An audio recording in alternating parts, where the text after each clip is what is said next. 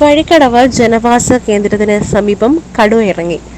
Anamari forest ക്വാർട്ടേഴ്സിന് സമീപം Nellikuth 50 acre വനമേഖലയിലാണ് കടുവയെ കണ്ടത്. പുഞ്ചക്കൊല്ലി കോളനിയിലെ ആദിവാസികൾ പുഞ്ചക്കൊല്ലി വനപാതയിലൂടെ ഓട്ടോറിക്ഷയിൽ ആനമറിയിലേക്ക് വരുന്നതിനിടെയാണ് മുന്നിൽ റോഡ് മുറിച്ച് കടക്കുകയായിരുന്ന കടുവയെ കണ്ടത്. നാടുകാണി ചുരത്തുമെന്ന് വന്ന് ഇറങ്ങിയ കടുവയെന്നുകൊണ്ട് ഇന്നലെ നേരെ ഞങ്ങളുടെ മുന്നിൽ ഈ വണ്ടിൻ്റെ മുന്നിൽ നേരെ വന്നുകൊണ്ട് ഇവിടെ വില കുറഞ്ഞുകൊണ്ട് ഇവിടെ ഒന്ന് തിരിഞ്ഞിങ്ങനെ നോക്കി.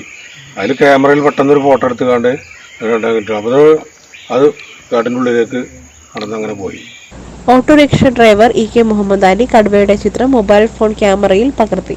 നെല്ലിക്കുത്ത് വനത്തിൽ നേരത്തെ തന്നെ കടുവയുടെ സാന്നിധ്യം വനം വകുപ്പ് സ്ഥിരീകരിച്ചതാണ്. പുന്നപ്പുഴയുടെ ഓരം, സമീപം കരുളായി വനം, മരുത കടുവക്കുന്ന്, 4-ാം കൂപ്പ്, നാടുകാണി ചുരം എന്നിവിടങ്ങളിൽ കടുവയുടെ പെരുമാറ്റം നേരത്തെ കണ്ടെത്തിയിട്ടുണ്ട്. 2 ദിവസമായി ഒരു കടുവ ഞങ്ങളെ താമസിക്കുന്ന അടുത്തുകൂടെ വരാൻ തുടങ്ങിയിട്ട്.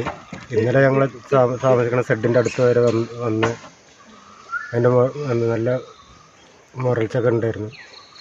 സാധനത്തിന് അടുത്ത് കണ്ടിട്ടൊന്നുമില്ല, അടുത്ത് വന്നിട്ട് ഒച്ചവിളിയൊക്കെ ഉണ്ടാക്കിയിട്ട് അങ്ങനെ പോകുന്നുണ്ടായിരുന്നു.